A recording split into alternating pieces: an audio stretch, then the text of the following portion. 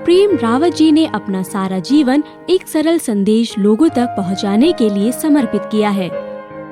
करीब 50 वर्षों से संसार भर में लोगों को जीवन में शांति पाने की संभावना के बारे में बता रहे हैं।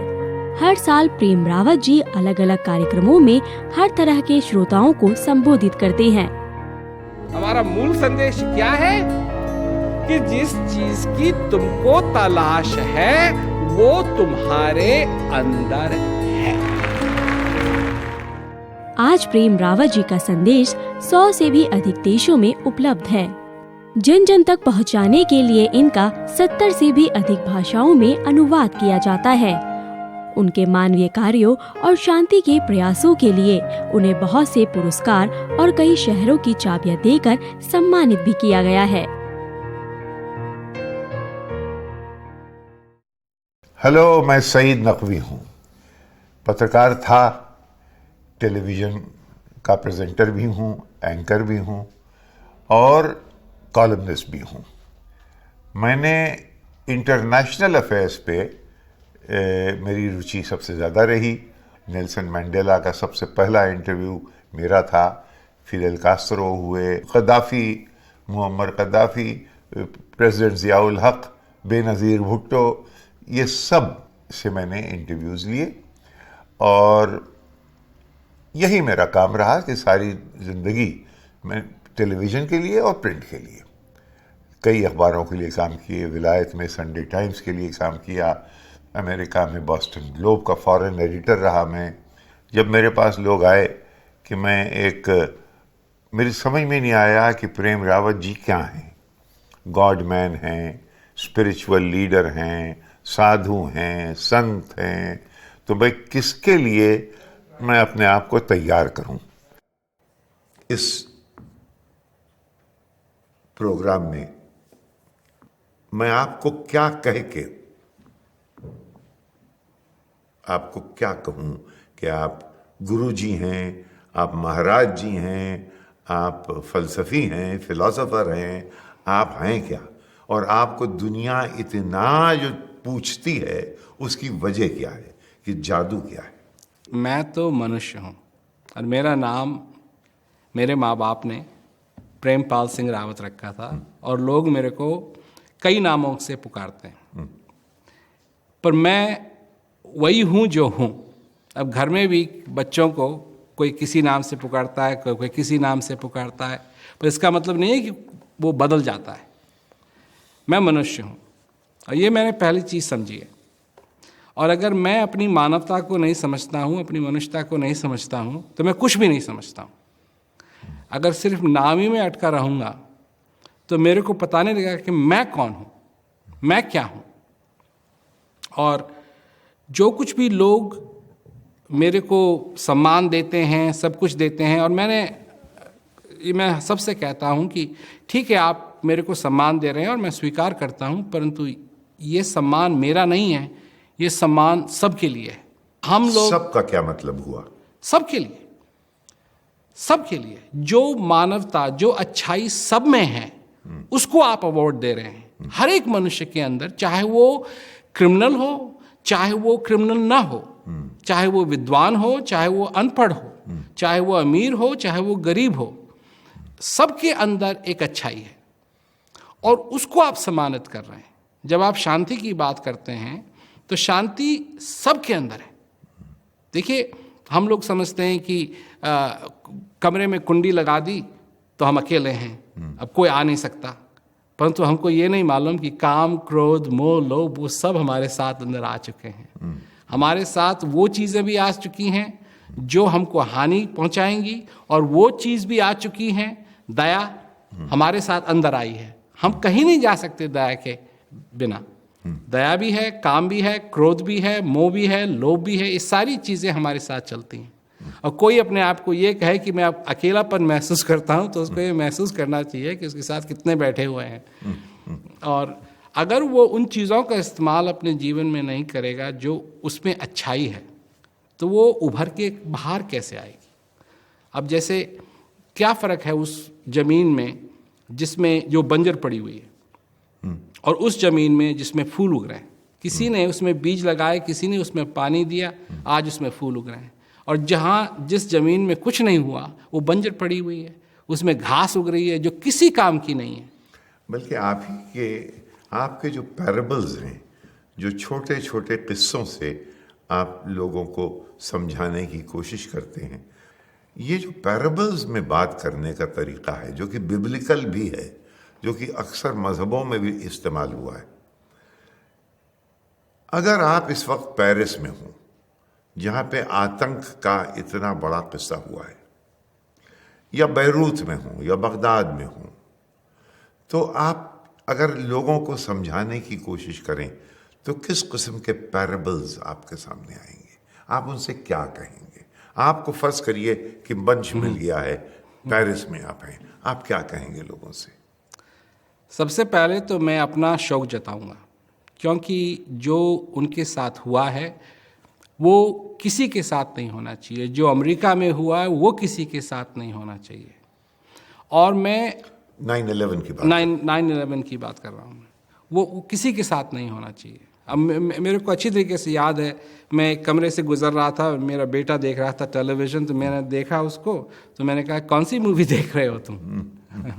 तो उसने कहा नहीं डैड ये मूवी नहीं है। मैंने कहा क्या ये मूवी नहीं है, ये न्यूज़ है? कही मैंने कहा कि ये हो नहीं सकता है कि ऐसा हो रहा है। तो उसने कहा नहीं ये हो रहा है इस समय। तो मैं अपने ऑफिस में गया, मैंने टीवी चालू किया, देखना शुरू किया। I was shocked. और ये जो चीज़ है, ये तो मैं प्रकट करना चाहूँगा कि दुख जो है, मेरे को दुख हुआ। क्यों दुख हुआ? ये मेरे साथ नहीं हुआ, परंतु उन लोगों के साथ हुआ जो मनुष्य हैं। और सबसे दुख की बात यह है कि मनुष्यों ने यही किया और किसी ने नहीं, मनुष्य ने नहीं। तो मनुष्य अपनी मानवता को भूल चुके हैं। अब मानवता को अगर मनुष्य भूलने लगे तो क्या रह जाएगा? मतलब कौन है वो? और जब तक मनुष्य अपनी मानवता को नहीं समझेगा, और यही सारी चीज़ों में तो लोग लग जाते हैं, नहीं आप मनुष्य नहीं हैं, सुपर हीरो होना चाहिए, ये होना चाहिए, वो होना चाहिए।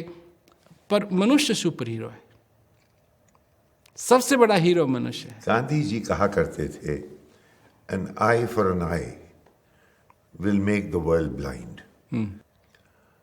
ये जो हुआ 9/11 हुआ, 3-4 मुल्क बर्बाद कर दिए गए। अभी तो मुल्क बर्बाद हुए, अब वहां के लोगों के अंदर क्रोध भी है, कुछ भाग के यूरोप भी जा रहे हैं, कुछ ये कह रहे हैं अपने मन में कि तुमने हमें बर्बाद किया है, हम भी तुम्हें छोड़ेंगे नहीं। ये जो बदले का एक एलिमेंट है, उसको कैसे कंट्रोल किया जाए, उसके बगैर ये नहीं होता।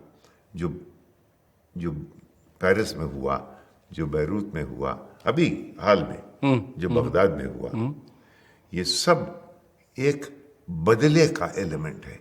तुमने हमें बर्बाद किया, हमारे पास हवाई जहाज तो नहीं है, लेकिन जो हमारे पास साधन हैं हम उनसे तुम्हें चैन से नहीं बैठने देंगे। इसका क्या इलाज है? इस वक्त दुनिया मेरे हिसाब से इस मोड़ पे है। एक आदमी था, तो वो तीर चलाता था और गांव-गांव में जाकर के इसका प्रदर्शन करता था। तो एक दिन वो प्रदर्शन कर रहा था, तीर चला रहा था, टारगेट पे हिट कर रहा था, और फिर उस तीर को चीर रहा था, सब कुछ हो रहा था, लोग ताली बजा रहे थे, और पीछे से एक आवाज़ आई कि ये तो सिर्फ अभ्यास का खेल है। तब उसको बहुत बुरा लगा। उसने कहा ये सारे लोग मेरे लिए आए हुए हैं, ये तो मेरी करनी है जो मैं कर रहा हूँ, ऐसा कोई और नहीं कर सकता, इसलिए ये जो कह रहा है कि अभ्यास का खेल है, क्या मतलब है? तो जब उसका प्रदर्शन ख़त्म हुआ तो वो उस आदमी को खोजने के लिए गया, तो देखा पीछे एक आदमी बैठा हुआ है और उसके कंधों पे एक बांस और 2 मटके, एक आगे रखा एक पीछे रखा, और खाली बोतल उसके पास है, और वो कह रहा है कि ये तो अभ्यास का खेल है, अभ्यास का खेल है। तो वो गया उसके पास, उसने कहा कि ये अभ्यास का मतलब प्रैक्टिस। तो उसने कहा ये तू ही कह रहा है कि अभ्यास का खेल है? कहा हाँ मैं ही कह रहा हूँ अभ्यास का खेल है। क्योंकि ये कैसे कह सकता है कि अभ्यास का खेल है? ये लोग सब मेरे को देखने के लिए आते हैं, अगर मैं नहीं होता तो ये आते, ये ऐसा कोई कर ही नहीं सकता है। तो उसने कहा देख मैं तेरे को एक चीज़ दिखाता हूँ, तो उसने उठाया मटका, अपने कंधों पे रखा, एक सिक्का लिया, पुराना सिक्का जिनमें छेद हुआ करता था, वो बोतल के ऊपर रखा और उस बड़े मटके से उसने तेल डालना शुरू किया और उस छेद के बीच में से सारी बोतल भर दी और एक बूंद नहीं गिरी। और तब वो उसको देख के कहता है कि अब तू कर, जो तीर चलाने वाला, अब तू कर। उसने कहा मैं नहीं कर सकता। तो कहा मैं यही तो कह रहा हूं कि तू तीर चलाने का अभ्यास करता है तो उसमें माहिर हो गया, मैं तेल डालने का अभ्यास करता हूं, मैं इसमें माहिर हो गया। तो प्रश्न ये उठता है कि हम किस चीज में माहिर हो गए? हम एक दूसरे को मारने में माहिर हो गए क्योंकि इसका हमको अभ्यास है, इसका अभ्यास करते हैं। शांति का अभ्यास नहीं करते हैं, एक दूसरे को फॉरगिव करने का अभ्यास नहीं करते हैं, माफ करने का अभ्यास नहीं करते हैं। तो लगे हुए हैं लोग। और अगर हम लोगों में बुराई देखेंगे तो क्या मिलेगा? बुराई मिलेगी। अच्छाई देखेंगे, अच्छाई मिलेगी। जो देखोगे वो मिलेगा। अब एक आदमी है, वो कपड़ा खरीदने के लिए जाता है और कपड़ा देखता है और कपड़ा उसको अच्छा लगता है, परंतु जब नजदीक देखने लगता है तो उसमें फिर उस दाग उसको दिखाई देते हैं। दर्जी के पास ले जाता है तो वो कहता है ये कपड़ा ठीक नहीं है क्योंकि इसमें ये है, इसमें ये खराबी है, इसमें ये खराबी है, इसमें ये खराबी है। तो दर्जी अपने नजरिए से देख रहा है उसी कपड़े को और वो कह रहा है कि ये ठीक नहीं है, और जो देख रहा है बिना दागों को देखे वो कह रहा है तो बहुत सुंदर है। तो ये सारा झंझट उसी तरीके से बनता है जब मनुष्य अपनी मानवता को भूल जाता है। और जब मनुष्य अपनी मानवता को भूल जाता है तो वो उस नजरिए से लोगों को नहीं देखता है जिस तरीके से उसको देखना चाहिए। ऐसा तो नहीं है कि दुनिया में ग्लोबल सिस्टम्स ऐसे बन गए हैं जो कि अनइक्वल हैं। बिल्कुल। कुछ मुल्कों के पास कुव्वत है, कुछ कमजोर है। एक उसके लिए लोगों ने वर्ड निकाला है इंपीरियलिज्म। हम लोग कॉलोनियलिज्म का शिकार हुए, हम लोग खुद देश में, भारतवर्ष में। और अब एक इंपीरियलिज्म एक चीज है कि भाई हमारे पास पावर है, हम अपने जो हम चाहेंगे उस तरह से दुनिया को ऑर्गेनाइज करेंगे। और उसमें जंग का एक पहलू है। हमारे पास आइजनहावर साहब ने कहा मिलिट्री इंडस्ट्रियल कॉम्प्लेक्स है, वो हमें पैसा देता है, वो हमें धन देता है। क्या उस सिस्टम जिसमें आप रहते हैं उसमें ये बुराइयां हैं, आपको लगती हैं? देखिए, बुराई तो सब जगह है और आइजनहावर ने तो ये कहा कि be careful of the industrial complex system. ये सब चीज़ों को तबाह कर देगा क्योंकि ये सेंट्रलाइज सिस्टम है। ये सारा पैसा लेगा और करेगा वो जो इसको करना है। ये लोगों की विश और विल पे काम नहीं करेगा। पर सबसे बड़ी बात यह है कि हम कितना सारा संसार, और सारे संसार की बात कर रहा हूं, हम कितना पैसा खर्च करते हैं उन हथियारों को बनाने के लिए जिससे कि मनुष्यों का पतन होगा। अरबों खरबों डॉलर में है वो फिगर। और कितना पैसा हम खर्च करते हैं शांति के लिए? कुछ नहीं। तो वो सुना देंगे, जरा किताब बना दो, ये कर दो, वो कर दो, इससे कुछ होगा? कुछ नहीं होगा इससे। मैं मेरी अजीब दुविधा में था कि मैं इनसे क्या बात करूंगा। बहरहाल मैंने एक क्वेश्चनर बनाया और जब ये आके बैठे तो मेरे दिमाग में जो भी एक इमेज थी ट्रेडिशनल गॉडमैन की वो चली गई। ये बहुत ही एक सेंसिबल, लॉजिकल, साउंड पर्सन वो सामने बैठा हुआ मुझसे बातें कर रहा था, लिहाजा वो स्क्रिप्ट मैंने बिल्कुल फेंक दी और वो बातों से बातें बनती चली गई और हमको बड़ा मज़ा आया। आपके अंदर कला के हुनर बहुत से हैं। आपको फोटोग्राफी का शौक है, बिल्कुल। आपको म्यूजिक, मौसीकी से भी रुचि है। उससे ज्यादा शांति और कोई चीज नहीं दे सकती। क्या ये आप मानने को तैयार हैं? ना, बिल्कुल नहीं है ना। नहीं ना। म्यूजिक शांति नहीं देती। जिस शांति की मैं बात कर रहा हूं, क्योंकि मैंने म्यूजिशियंस को देखा है बहुत अशांति में, नर्वस होते हुए वो परफॉर्मेंस दे रहे हैं, दिल उनका कर रहा है धक धक धक धक धक धक। और कई म्यूजिशियंस हैं जो जाते हैं स्टूडियो में, जाते हैं वो बजा रहे हैं और उनके आंखों में डॉलर साइंस जगमगा रहे हैं, कितना बनाएंगे, कितना करेंगे, क्या करेंगे, वो करेंगे। कुछ कलाकार हैं जो सचमुच में म्यूज़िक को सीरियसली लेते हैं और उनके लिए ये एक एक्सपीरियंस है हर बार जब वो गाते हैं। हर एक मनुष्य के अंदर एक ऐसी जगह है, एक ऐसा स्थान है जहाँ सचमुच शांति है, जहाँ वो सारा डामाडोल नहीं हो रहा है, जहाँ दुनिया की बातें उनको अफेक्ट नहीं करेंगी और वो अशांति में भी रह करके उसका अनुभव किया जा सकता है। अब मैं आपसे ये पूछूं कि भगवान है कि नहीं है? बिल्कुल है, बिल्कुल है। मीनाक्षी टेम्पल में है, सब जगह है, जामा मस्जिद में है, बिल्कुल है, वो हर जगह है। हर जगह जहां इंसान ने उसको उसकी जगह बना दी वो वहां है ना, ना। उसके अलावा भी है, हाँ, बिल्कुल है, यहां भी है, हृदय में भी है, मनुष्य के अंदर भी है, वो सब के अंदर है, वो सब कुछ देखता है, सबको चलाता है, परंतु ऐसे ऐसे करके नहीं चलाता। वो हर एक एटम में है, हर एक मॉलिक्यूल में है, हर एक चीज में है। कोई ऐसी चीज नहीं है, कोई ऐसा ग्रेन नहीं है। वो आप हैं और वो मैं हूं, वो मेरे में है, वो मेरे में है, वो आप में है, वो सब में है, सब में है। लोग आपको अगर नास्तिक कहें तो आप नाराज हो जाएंगे। क्यों? क्योंकि ये बातें जो हैं, ये कन्वेंशनल हिंदुइज्म में इन बातों को कहना या इस्लाम में या किसी भी सेमेटिक रिलीजन्स तो बहुत ही मुश्किल है। नहीं नहीं, नास्तिक लोग तो फ्लैट आउट कहते हैं भगवान नहीं है। मैं तो कह रहा हूं कि भगवान है, तो मैं नास्तिक कैसे हो गया?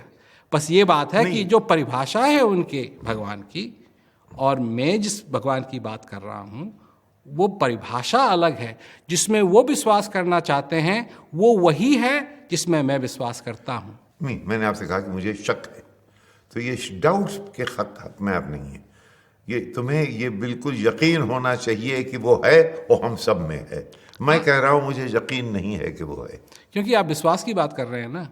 विश्वास एक बात है, जानना एक बात है। विश्वास को छोड़ दो तो जान जाओ, और जान जाओगे तो फिर विश्वास की जरूरत नहीं है, और फिर ये क्वेश्चन उठता ही नहीं है।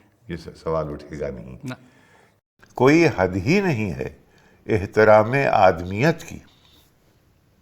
बदी करता है दुश्मन और ये शर्माए जाते हैं।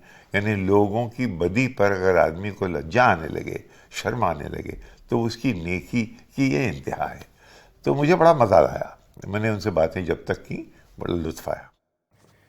हमारे देश में बल्कि दुनिया में इस वक्त, दुनिया की बात कम करें यहाँ करें, इतने झगड़े खड़े हो गए हैं जिसमें कि मज़हब हैं, रिलीजियस है, सोशल है, कल्चरल है, लिंग्विस्टिक है। इस किस्म के किस्से जब आप सुनते हैं तो आपको क्या क्रोध कभी होता है, अफसोस होता है? क्या अफसोस होता है, अफसोस होता है, क्योंकि मनुष्य को लाइफ में विश्वास करना चाहिए, लाइफ जानना चाहिए, न कि लाइफ स्टाइल। और हम लोग पता नहीं किस कारण लाइफ स्टाइल में लग गए हैं और लाइफ को छोड़ दिया। Life has been abandoned, life को छोड़ दिया है। लाइफ कहाँ, वो लाइफ नाम की जो चीज़ है वो कहाँ घास चल रही है किसी को नहीं मालूम। पर life style, life style, life style, life style, आपने ये पहना हुआ है, आपने ये पहना हुआ है, अच्छा आप उस धर्म के हैं, आप उस धर्म के, ये सारे लाइफ स्टाइल्स पे लग गए हैं लोग और लाइफ को भूल गए। और लाइफ तो मेन चीज़ है, लाइफ स्टाइल तो बदलती रहती है। अब लोग हैं इस संसार के अंदर जो वेजिटेरियन हैं, बहुत ही अच्छे लोग हैं, और ऐसे भी लोग हैं जो वेजिटेरियन नहीं हैं और वो भी अच्छे लोग हैं। अच्छाई को भूल गए, लाइफ स्टाइल क्या है आदमी की, इस पे लग गए। अरे लाइफ स्टाइल को मारो गोली, इसमें कुछ नहीं रखा है, ये तो बदलती रहेंगी। जो मेन चीज है वो है लाइफ। लाइफ की रिस्पेक्ट करनी चाहिए, लाइफ स्टाइल की नहीं। ये तो लाइफ स्टाइल तो बदलती रहती है। कभी कभी ऐसा नहीं लगता कि हमारे पास इतना कुछ है और उसके पास कुछ नहीं है? लिहाजा अपने पास जो कुछ है वो बुरा लगने लगता है। ऐसा होता है कि नहीं? मैं उनकी मदद करना चाहता हूँ, बजाय ये कि ये अच्छा ये ले लो। अब मेरे पास अगर एक कंप्यूटर है और मेरे पास है उससे कंप्यूटर, कुछ नहीं। और अगर कोई मेरे को मिले जिसको भूख लगी है और मैं कहूँ ये कंप्यूटर ले लो, तो उसको खाएगा? नहीं, उसको भोजन की जरूरत है। क्या मैं उसको भोजन उपलब्ध करा सकता हूँ? हाँ, मैं उसको भोजन उपलब्ध करा सकता हूँ, और ये मेरे को करना चाहिए, और ये मैं करता हूँ। आपने जो स्कीम रांची में चलाई कि जहां आपने लोगों के लिए भोजन का बंदोबस्त किया, क्योंकि सवाल ये था कि महज खाली पेट पे ये हवाई पीस नहीं आएगी, इसको भी करना पड़ेगा। जो आपने रांची में किया वो देश में आप स्टेट में क्या लेके चलेंगे? देखिए, ये मैंने किया और मैं ये दिखाना चाहता था सबसे पहले कि दिस इज पॉसिबल, ये संभव है, और इसमें इतना नहीं लगता है कि इसको लोग कहें असंभव है, और इसके जो परिणाम है वो लोगों के लिए बहुत बढ़िया है। तो हम लोगों ने अपने सारे ही स्टेट्स में जो कुछ भी प्रबंध किए हैं, क्या ऐसा प्रबंध भी हम कर सकते हैं? सभी लोग, सभी मिल करके, क्योंकि एक ही आदमी नहीं करेगा। अगर हम ये अपनी उंगली उठा करके लोगों से कहें कि ये तेरे को, तू क्यों नहीं कर रहा है ये, नहीं, सभी करें, सभी करें, चाहे छोटी रोटी हो, छोटी रोटी हो। ये तो हमारी सभ्यता में है। जब मैं क्या कहते हैं अपने घर में था, जब छोटा था, तो हमारे दरवाजे पे कानून था घर में कि कोई भी अगर हमारे दरवाजे पे नॉक करे और खाना मांगे, उसको खाना मिलना चाहिए। तो दोपहर सुबह जो ब्रेकफास्ट बनता था, नाश्ता बनता था, तो कुछ नाश्ता रख देते थे कोई अगर आएगा, और लंच तक, और फिर उसको गऊ को खिला देते थे, और फिर लंच के बाद फिर खाना रखते थे डिनर तक, और डिनर को रखते थे रात भर कि अगर कोई आ गया तो उसको खाना दें। आपको मैं एक बात बताऊं, और वो बात है मेरी धर्मपत्नी के पिताजी की। तो जहाँ वो रहते थे वहाँ एक दिन रोड पे एक्सीडेंट हो गया, और जो एक्सीडेंट हुआ तो बहुत ही गरीब लोग थे, कार में जा रहे थे, उनका एक्सीडेंट हुआ, तो उन्होंने सारी रात उनकी सेवा करने में लगा दी। मतलब ये नहीं था कि ये लोग इनके खाल का रंग क्या है, ये लोग गरीब हैं, ये लोग ऐसे हैं, नहीं, वो सारी चीज़ों को भूल करके दिन रात उन्होंने लगा दिया। ऐसी बात नहीं है। बहुत ही जो हर एक मनुष्य में अच्छाई है और हर एक मनुष्य में बुराई है, और बुराई को अगर पानी देते रहेंगे तो उसका बुराई बुरा। आपके कहने का मतलब यह है कि शराफत का इजहार हर जगह अलग अलग तरह से होता है। बिल्कुल, लेकिन शराफत हर इंसान में है। बिल्कुल बिल्कुल, ये बात मैं शायद मानने को तैयार हूँ। लेकिन ये बताइए कि मैं हर की पौड़ी में, मैं 84 कुटिया में रहा 6 महीने।